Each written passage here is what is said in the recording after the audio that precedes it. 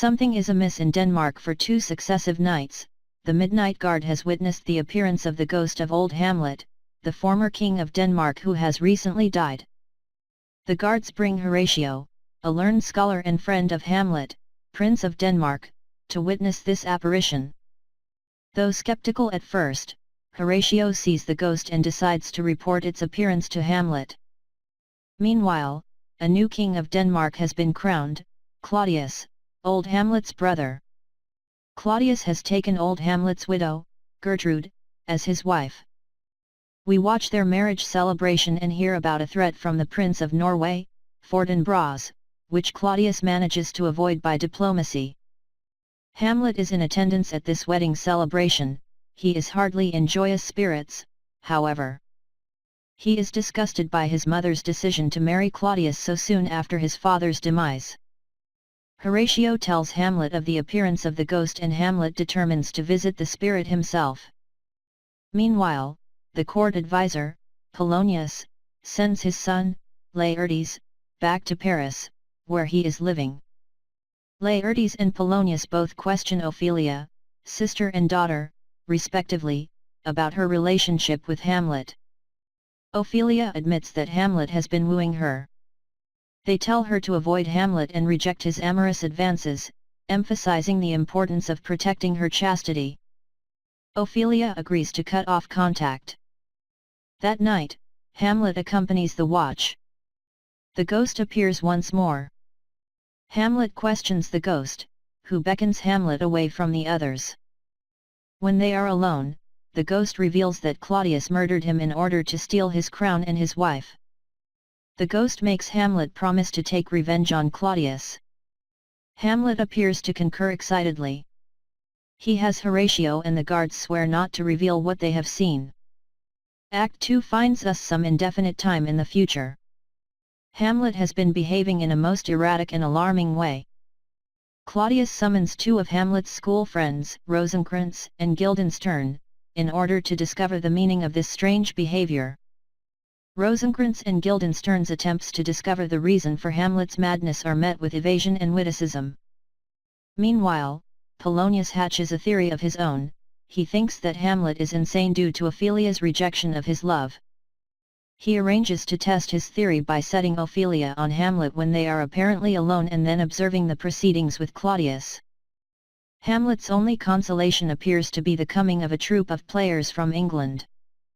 Hamlet asks the players whether they could play a slightly modified version of a tragedy. We realize that Hamlet plans to put on a play that depicts the death of his father, to see whether Claudius is really guilty, and the ghost is really to be trusted. In Act 3, Ophelia approaches Hamlet when they are apparently alone. Claudius and Polonius hide behind a tapestry and observe. Hamlet behaves extremely cruelly toward Ophelia. The king decides that Hamlet is not mad for love of her but for some other hidden reason. Hamlet prepares to put on his play, which he calls the Mouse Trap.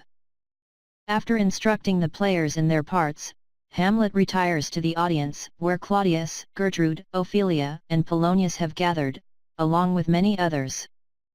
In the course of the play, both Gertrude and Claudius become extremely upset, though for different reasons. Gertrude is flustered by Hamlet's veiled accusation that she was inconstant and hypocritical for remarrying after old Hamlet's death. Claudius is shaken because he is indeed guilty of his brother's murder.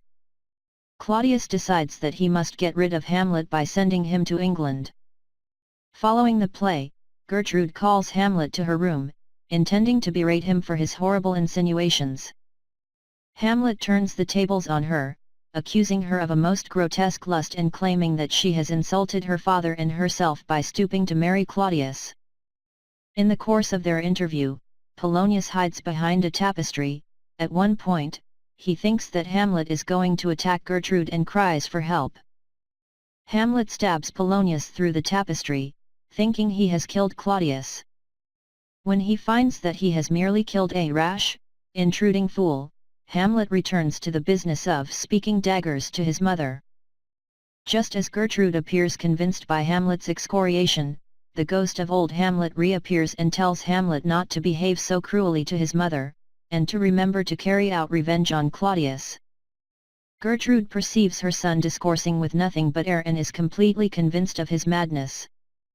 Hamlet exits her room, dragging the body of Polonius behind him. After much questioning, Claudius convinces Hamlet to reveal the hiding place of Polonius' body. He then makes arrangements for Hamlet to go to England immediately, accompanied by Rosencrantz and Guildenstern. Claudius writes a letter to the English court asking them to kill Hamlet immediately upon his arrival. Claudius writes a letter to the English court asking them to kill Hamlet immediately upon his arrival and places the letter with his two cronies. On their way to the ship, Hamlet and his entourage pass Fortinbras' Norwegian army route to a Polish campaign. Back at Elsinore, the Danish palace, Ophelia has gone mad following her father's death. She sings childish and bawdy songs and speaks nonsensically. Laertes soon returns to Denmark with a mob in tow, demanding an explanation of Polonius' death. Claudius gingerly calms the young man and convinces him that Hamlet was the guilty party. Letters arrive attesting to a strange turn of fortunes on the sea. Hamlet's ship to England was attacked by pirates, who captured Hamlet and arranged to return him to Denmark for a ransom. Hamlet sends Claudius an aggravating letter announcing his imminent return. Claudius and Laertes decide that Hamlet must be killed. They decide to arrange a duel between Laertes and Hamlet in which Laertes' sword is secretly poisoned so as to guarantee Hamlet's immediate death. As backup, Claudius decides to poison a cup of wine and offer it to Hamlet during the contest. Just as Act 4 comes to a close, more tragic news arrives. Gertrude says that Ophelia has drowned while playing in a willow tree by the river. Act 5 begins at a graveyard. Two grave diggers joke about their morbid occupation. Hamlet and Horatio arrive and converse with them. Soon, Ophelia's funeral begins. Because there are doubts about whether Ophelia died accidentally or committed suicide, her funeral lacks many of the customary religious rites. Laertes bombastically dramatizes his grief, prompting Hamlet to reveal himself and declare his equal grief at the loss of his erstwhile beloved. After a short tussle, Hamlet and Laertes part. Later, Hamlet explains to Horatio that he discovered Claudius' plot to have him killed in England and forged a new letter arranging for the deaths of Rosencrantz and Guildenstern. While they are conversing, Osric, a ridiculous courtier, approaches and proposes the duel between Laertes and Hamlet. Hamlet eventually accepts this challenge. The duel begins with Osric as referee.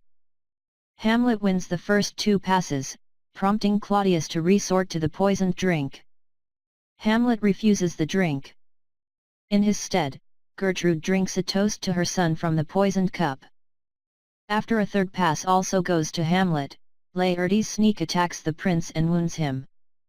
A scuffle ensues in which Hamlet ends up with Laertes' sword. He injures Laertes. Just then Gertrude collapses. She declares that she has been poisoned.